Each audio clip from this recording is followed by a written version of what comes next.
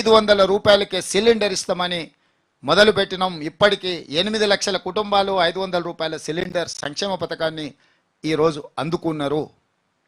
అదేవిధంగా వ్యవసాయానికే ఉచిత కరెంటు కాదు, భూమి లేని పేదలకు ఇళ్లలో కరెంటు బిల్లులు కూడా మోగుతున్నాయన్న ఆలోచనతోని తెల్లని రేషన్ కార్డు ఉన్న ప్రతి పేదవాడికి 200 యూనిట్ల వరకు ఉచిత కరెంటు ఇస్తామని చెప్పి దాన్ని అమలు చేసినాం. ఇప్పటికీ 38 లక్షల కుటుంబాలు ఈ పథకాన్ని వినియోగించుకున్నాయి. 7 జిల్లాలలో ఆనాడు ఉమ్మడి మహబూబ్నగర్ జిల్లా ఈరోజు 7 జిల్లాలుగా మారింది. స్థానిక సంస్థలు శాసన మండలి ఎన్నికలు ఎలక్షన్ కోడ్తోని ఆ ప్రాంతంలో జీరో బిల్లు అమలు జరగడం లేదు. దాదాపుగా 42-43 లక్షల మంది 200 యూనిట్లు ఉచిత కరెంటు జీరో బిల్లు విధానాన్ని ఈరోజు అమలు చేసినాం.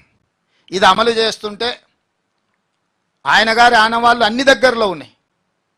ఎక్కడెక్కడ విష పురుగులను గంజాయి మొక్కల్ని నాటిండో అవి ఇంకా వాటి వాసనలు వెదజల్లుతూనే ఉన్నాయి. తెలంగాణ ఎలక్ట్రిసిటీ రెగ్యులేటరీ కమిషన్ నిన్న మాకు నోటీస్ ఇచ్చింది. మీరు సబ్సిడీ ముందుగాల సంస్థలకు చెల్లించిన తర్వాతనే జీరో బిల్ ఇవ్వాలని. ఆ మేధావికి నేను చెప్పదలుచుకున్నా, ఇన్ని రోజులు రైతులకు ఉచితంగా కరెంట్ ఇస్తే ఆనాటి ప్రభుత్వం 24 గంటలు ఇస్తుందంటే ఏ రోజైనా ఈ ఆదేశం ఇచ్చినవా? నీ జాతి బుద్ధి నీ నీతి బోనించుకోలేదని చెప్పి ఆదేశాలు ఇచ్చినాయని నేను చెప్పదలుచుకున్నా.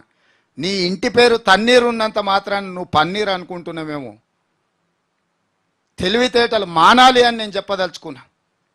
40,000 కోట్ల రూపాయలు బకాయిలు పెట్టి విద్యుత్ సంస్థలకు ఉచిత కరెంట్ ఇచ్చినని గొప్పలు చెప్పుకుంటున్నప్పుడు ఈ తన్నీరుకు ఆ మాత్రము అవగాహన లేదా? ఈరోజు మేము అట్లా ఇచ్చినమో లేదో ఇప్పుడు మాకు ఆదేశాలు జారీ చేసిండు, నువ్వు ముందుగాల పైసలు కట్టు తర్వాత జీరో బిల్లు అని.